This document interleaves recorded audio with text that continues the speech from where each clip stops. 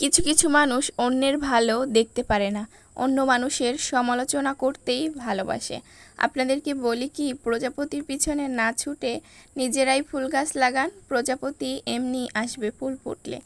আমার এই ছোট্ট জবা গাছে একটা টুনটুনি পাখি বাসা বেঁধেছে, খুব সুন্দর লাগছিল বাসাটা।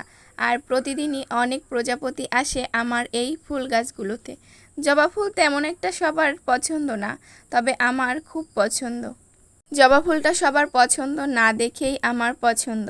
যদি গোলাপ ফুল হতো, প্রতিদিনই সবাই এসে চাইতো আমাকে একটা গোলাপ দাও, এই করো সেই করো, কিন্তু এখন আর ফুলগুলো আমার গাছেই ফুটে থাকে, কেউ ধরেও না ছিঁড়েও না। দেখতে বেশ আমার ভালোই লাগে।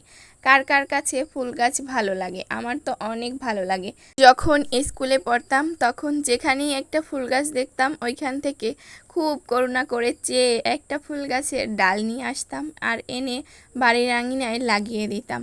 ফুল গাছ বরাবরই আমার অনেক পছন্দ। স্বপ্ন আছে যেদিন ছোট্ট একটি সুখের নীড় করতে পারবো, তখন ওই নীড়টাকে খুব সুন্দর করে ফুল গাছ দিয়ে সাজিয়ে দিব। নিজের স্বপ্নের বাড়িটা সুন্দর করে করব। আমাদের অনেকেরই অনেক স্বপ্ন থাকে, আমরা কি স্বপ্নগুলো পূরণ করতে পারি? অনেকের বিদায়ের ঘন্টা তাড়াতাড়ি শেষ হয়ে যায়, আবার অনেকে স্বপ্ন পূরণ করতে পারে। অনেক কথাই বলে ফেললাম, যেহেতু সবার কাছে সব কথা বলা যায় না, ফেসবুকের মাধ্যমে এখন আমরা অনেক কথাই বলে থাকি। আচ্ছা, কেমন আছেন আপনারা সবাই? আশা করি সবাই ভালো আছেন। জীবনের প্রথম আজকে কাঁকরোল রান্না করলাম। এই কাঁকরোল আমি জীবনের প্রথম আজকে খাবো। আমার জীবনে আমি খাইনি, আমার মা পছন্দ করে না অতটা, তবে আজকে কেমন লাগে খাওয়ার জন্য একটু রান্না করেছি। এর আগের দিন ভাজি করেছিলাম, ভাজিটাও খেতে বেশ ভালোই লেগেছিল। আজকে রান্না করেছিলাম আলু এবং কাঁকরোল, ডিম দিয়ে হালকা পাতলা ঝোল। এই তো প্রথমে আমি কাঁকরোল এবং আলু ভেজে নিয়েছি, ডিমগুলোও ভেজে নিয়েছি।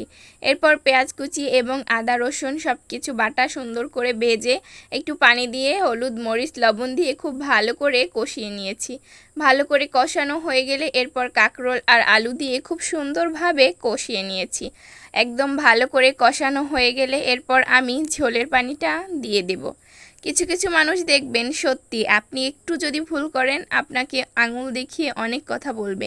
এর আগে যে আপনি তার সাথে ভালো কাজ করেছেন হাজারটা, তখন আর ওই নামটা থাকে না। একটা ভুল করলেই সব ভালো শেষ হয়ে যায়। তাই আমাদের সমাজের রীতিনীতি। এই আপনাদের সাথে কথা বলতে বলতে প্রায় ডিম আলুর ঝোল হয়ে এসেছে। আমি ঝোলটা একটু কম হয়ে গিয়েছিল, তাই অল্প একটু পানি দিয়েছি, একটু ধনিয়াপাতা দিয়ে দিয়েছিলাম। ফুটে উঠেছে সুন্দরভাবে, নামিয়ে জীবনের প্রথম রান্না করেছি, বেশ ভালোই লেগেছে খেতে, আলহামদুলিল্লাহ, খারাপ লাগেনি। আজকে এই পর্যন্তই। সবাই ভালো থাকবেন। আল্লাহ হাফেজ, টাটা।